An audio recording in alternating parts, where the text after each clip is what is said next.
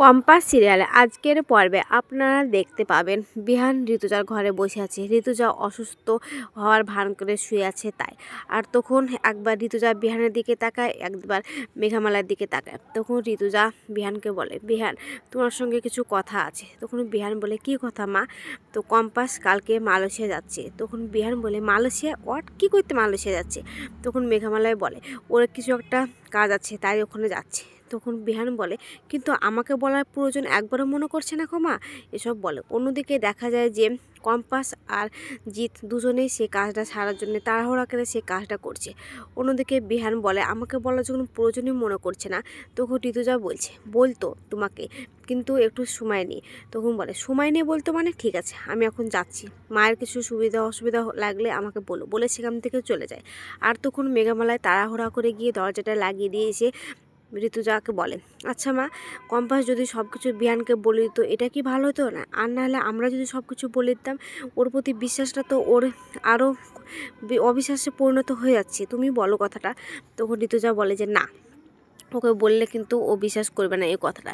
এদিকে কম্পাস আর জিৎ দুজনে আবার কাজ করতে শুরু করে দিয়েছে। আর তখন বলে, এই জিনিসটা তো করা ঠিক হয়েছে কিনা সেটা করার জন্য একটা আমাদের মানুষ লাগবে নাকি? অন্যদিকে দেখা যায় যে মেঘামালায় কম্পাসের সব ব্যাগ গোছাতে শুরু করে দিয়েছে। আর ঠিক তখনই মাহি সেখানে আসে। আর তখন মাহির দাদা বলে, রুদ্র, যে তুই এই ঘরে কী করছিস এত রাত্রে? তখন রশ্মিকা বলে, দিদিভাই তুই এখনও ঘুমাসনি? তখন মাহি বলে, কেন? আমি ঘুমালে তোদের কাজ করতে সুবিধা হতো তাই? তুই বেশি কথা বলিস না, বুঝতে পারলি? আমি যেটার জন্য এসেছি সেটা জানবো। এসব ব্যাগ গুছাচ্ছে, এসব জিনিসগুলো তো মনে হচ্ছে কম্পাসে, কিন্তু তোমরা কেন ব্যাগ গুছাচ্ছ? ও আচ্ছা, বুঝেছি, কম্পাস যাচ্ছে মালয়েশিয়ায়, তাই তোমরা ব্যাগটা গুছিয়ে দিচ্ছ তাই না? তখন মেঘামালায় বলে, হ্যাঁ, ও তো এখন খুব ব্যস্ত সায়েন্স ফেস্ট, তাই আমি ওকে বলেছি যে তোর এদিকে কাজ করার দরকার না, আমি তোর ব্যাগটা সময় মতো গুছিয়ে রাখবো, তুই তোর কাজগুলো সারগা বলে ওকে কলেজে পাঠিয়েছি। কলেজে পড়াশোনা করছি, এদিকে কাজগুলো সব ক্লিয়ার করে রেখে যাচ্ছি। তাই তোমার কেন এত কিছু মনে হচ্ছে? তুমি এখান থেকে যাও। তখন মাহি বলে, ঠিক আছে, ওই কম্পাস যেদিনকে একদিন তোমাদের মুখ কাটা করবে না, সেদিন তোমরা ঠিক বুঝতে পারবে, চলো অরিন, বলে সেখান থেকে চলে যায়।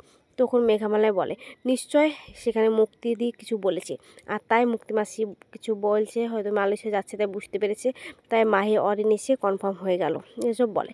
অন্যদিকে বিহান রাতের বেলাতে ঘুম আসে না, বারবার পায়চারি করতে থাকে।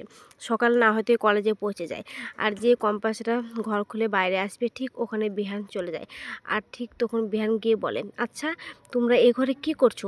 বলে তন্ন তন্ন করে সব খুঁজে কিন্তু কিছুই পায় না। আর তোমরা এই ঘরে চাবি বা কোথায় পেলে? তখন কম্পাস বলে, কেন? ঋতুজা চৌধুরী আমাকে দিয়েছে এখানে পড়ার জন্য, আমি পড়াশোনা করেছি এখানে সারা রাত ধরে, আমাদের খুব ইম্পর্টেন্ট পড়া ছিল তাই। বিহাস না হলে দেখেন চাবি।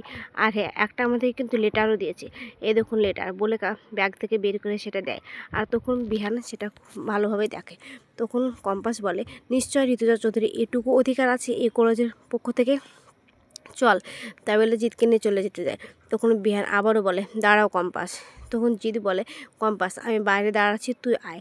তখন কম্পাস বলে, না, তুই বাড়ি চলে যা, আবার তোকে একটু পরে কলেজে আসতে হবে। তখন জিৎ বলে, ঠিক আছে, বলে সেখান থেকে চলে যায়। আর তখন বিহান কম্পাসকে বলে, আচ্ছা একটা কথা বলো তো, তুমি এখানে কি করছিলে? আমি জানি যে মা আমাকে এই কথাগুলো বলেছে, আমি জানতাম, কিন্তু তুমিও কিছু লুকাচ্ছ, মাও কিছু লুকাচ্ছে। তুমি বলে মালয়েশিয়া যাচ্ছ, তো আমাকে একবার বলার প্রয়োজন মনে করলে না? কেন মালয়েশিয়া যাচ্ছ, কী কারণে যাচ্ছ তা? তখন কম্পাস বলে, ঠিক সময় হলে আমি বলবো।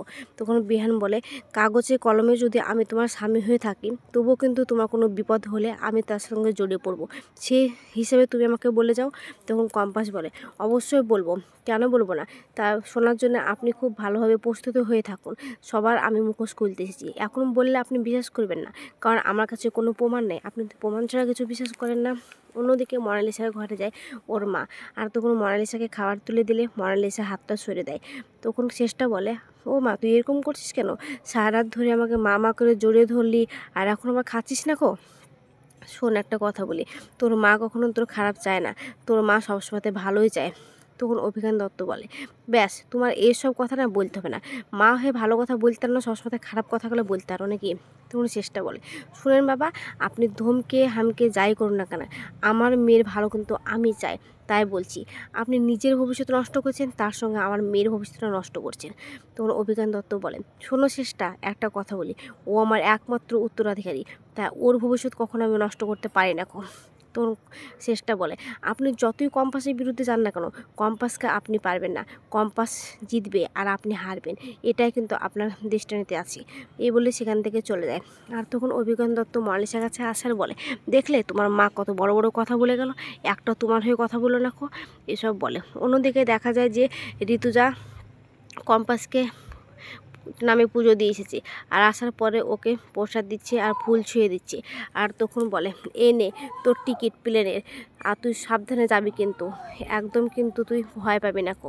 আমার ওখানে সব কিছু বলা আছে, ওখানে হোটেল বুক করা আছে, সেই হোটেলে গিয়ে কিন্তু তুই উঠবি, আর আমাকে সময় মতো সব কিছু আপডেট দিবি, কখন কি কাজ হচ্ছে সব কিছু বলবি। তখন কম্পাস বলে, আচ্ছা মা, তোমাকে ভয় পেতে হবে না, তুমি শুধু নিজের খেয়াল রাখবে আর টাইম মতো তুমি ওষুধ খাবে, আমাকে নিয়ে চিন্তা করার কোনো বিষয় নেই।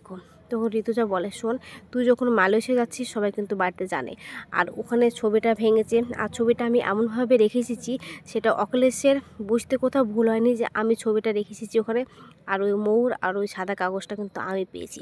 আর ও খুব ভালোভাবে বুঝে গেছে যে তুই মালয়েশিয়া যাচ্ছিস মানে তুই কোনো কাজে যাচ্ছিস, তাই ওখানেও কিন্তু অখিলেশ তোকে মারার প্ল্যান করবে।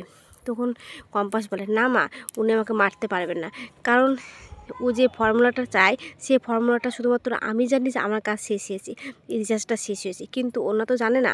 তাই ওদের ওই কাজটা শেষ হওয়ার আগের পর্যন্ত ওনারা আমার কোনো ক্ষতি করবে না।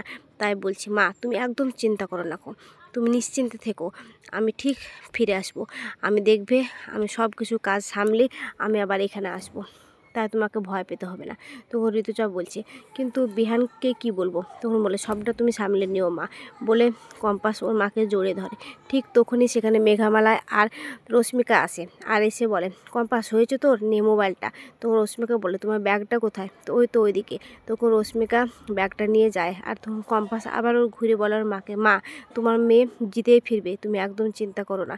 ঠিক তখনই বিহান সেখানে আসে, আর তখন কম্পাস বলে, আপনার বউ এমন কিছু করবে না যাতে আপনার কলেজের বাড়ির সম্মানহানি হোক, কাগজে কলম হলেও তো আমি আপনার বউ, তাই একদম আপনি নিশ্চিন্তে থাকুন, আপনাকে একদম চিন্তাতে আমি রাখতে চাই না।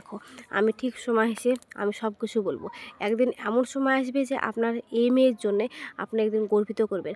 আমি জানি আমার পরিচয়ের জন্য আপনি এরকম একটা মেয়েকে বিয়ে করেছেন বলে আপনাকে অনেক মানুষের কাছে অনেক কিছু শুনতে হয়েছে, কিন্তু না, আর শুনতে হবে না, আমি ঠিক সময় সেখান থেকে চলে আসবো, বলে কম্পাস সেখান থেকে বেরিয়ে যায়।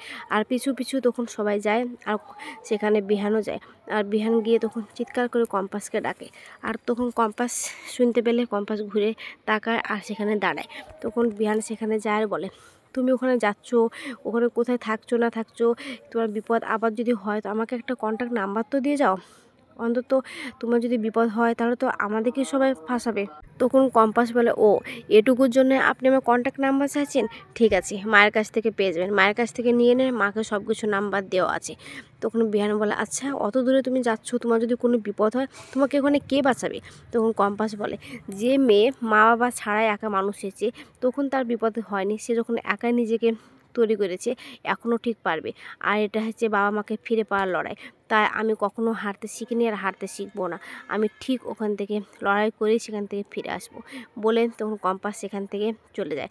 আর বিহান তখন ওখানে দাঁড়িয়ে থাকে আর কম্পাসের দিকে তাকিয়ে থাকে। এদিকে ঋতুজাও ঘর থেকে বেরিয়ে চলে আসে, আর এসে বিহানের পিছনে দাঁড়িয়ে থাকে যে বিহান কি বলছে তাই শোনার জন্য, কিন্তু বিহান কিছুই বলে না, চুপচাপ কম্পাস যতক্ষণ যায় ততক্ষণ ওইদিকে দাঁড়িয়ে থাকতে থাকে।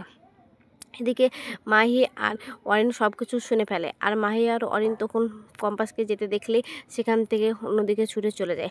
কিছুক্ষণ পর দেখা যায় যে কম্পাস মালয়েশিয়ায় পৌঁছে গেছে, আর সেখান থেকে প্লেন থেকে নামে, আর নেমে একটা ট্যাক্সি বুক করে। আর ওখানে কিছু গুন্ডা তখন কম্পাসের ছবি দেখে আর বলে, এই মেয়েটারই ছবি পাঠিয়েছে স্যার। তখন কম্পাস ওই গাড়িতে ওঠে, আর তখন ওই গুন্ডা দুটো অখিলেশকে ফোন করে, আর তখন অখিলেশ বলে, তোমরা কিন্তু ওর পিছু থেকে সরবে না, ও কি করছে, কোথায় আছে, কার সঙ্গে দেখা করছে, সব কিছু সময় মতো আমার আপডেট চাই। তখন ছেলে দুটো বলো, হ্যাঁ স্যার, আপনি একদম চিন্তা করবেন না, আমি সময় মতো আপডেট দিয়ে দেবো, আমি এখন ওই গাড়ির পেছনেই আছি, ওই মেয়েটাও যাচ্ছে সাথে। ঠিক তখনই কম্পাসের মোবাইলে একটা ফোন আসে, রাঙামতি তীরন্দাজের সিরিয়ালের পক্ষ থেকে। আর তখন বলে, আপনি নিশ্চয়ই মালয়েশিয়ান আছেন কম্পাস? তখন বলে, হ্যাঁ, কেন, কিছু হয়েছে? আপনি তো শুনেছেন রাঙামাটি তীরন্দাজ একটা কম্পিটিশনে নাম দিয়েছে। তখন কম্পাস বলে, হ্যাঁ অবশ্যই দিয়েছি, ওর খেলা কে না দেখে। তো আপনি তাহলে একটা হোটেলের নাম বলছি, সেখানে পৌঁছে যান, ওর কিন্তু খুব বিপদ, আমি জানি আপনি খুব জিনিয়াস, আপনি পারবেন একমাত্র ওকে বাঁচাতে। তখন কম্পাস বলে, অবশ্যই, কেন আমি যাব না, আপনি রাখেন ফোনটা, তা বলে। তখন কম্পাস ড্রাইভারকে সব কিছু বলে দেয়, আর ড্রাইভার তখন কম্পাসের কথা মতোই সেদিকে হাঁটতে থাকে। তো আজকের পর্বটা কেমন হয়েছে, যদি ভালো লাগে তাহলে কমেন্ট, শেয়ার, সাবস্ক্রাইব করবেন। আর হ্যাঁ, ফেসবুক থেকে দেখলে অবশ্যই ফলো করবেন। আর কোন চ্যানেলে আপডেট পেতে চান আমাকে অবশ্যই বলবেন। আর কোনো জায়গায় যদি আমি ভুল ত্রুটি বলে থাকি তাহলে আমাকে ক্ষমা করে দেবেন।